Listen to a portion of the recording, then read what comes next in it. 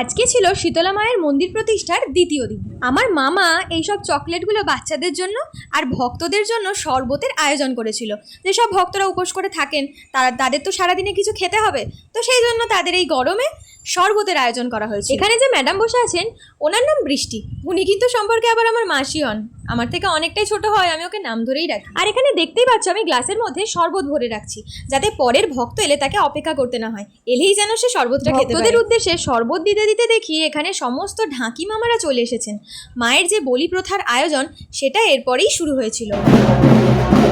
আহা, এই ঢাকের আওয়াজ শুনলেই যেন মনে হয় দুর্গাপুজো চলেই এলো। সকালটা তো এভাবেই কাটলো, রাত্রিবেলা দেখো মন্দির চত্বরটা ঠিক কতটা সুন্দর। তারপর 7টা 8টা বাজতে না বাজতেই শুনলাম নাকি গ্রামে একটা অনুষ্ঠান, যাকে গ্রামের ভাষায় অর্কেস্ট্রা বলে। তো আমিও চলে গেলাম গান শুনতে, আর দেখতে পাচ্ছ কত লোকের সমাগম আর কত সুন্দর সুন্দর গায়করা এখানে গান গাইছিল। গ্রামের লোকেরা কতই সাধারণ হয়, তাই না? এই যে দেখো এই দিদাটাকে, এই গানটা শুনে রীতিমতো উনি কাঁদছিলেন। আমার মামা বাড়ি গ্রামে হওয়ার কারণে ছোটবেলায় এরকম অনুষ্ঠান দেখেছিলাম, কিন্তু বড় হয়ে অনেক দিন পর এরকম একটা অনুষ্ঠান দেখে খুব মজা লাগে। অনুষ্ঠানটা প্রায় 11টা অবধি হয়েছিল। তারপর দেখো আমরা দিচ্ছিলাম একটুখানি আড্ডা।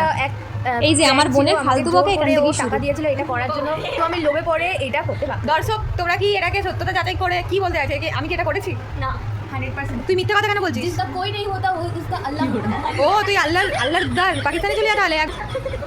আমি ভারতীয় মুসলিম। কি ভারতীয় মুসলিম? কি বললি? ভারতীয় মুসলিম।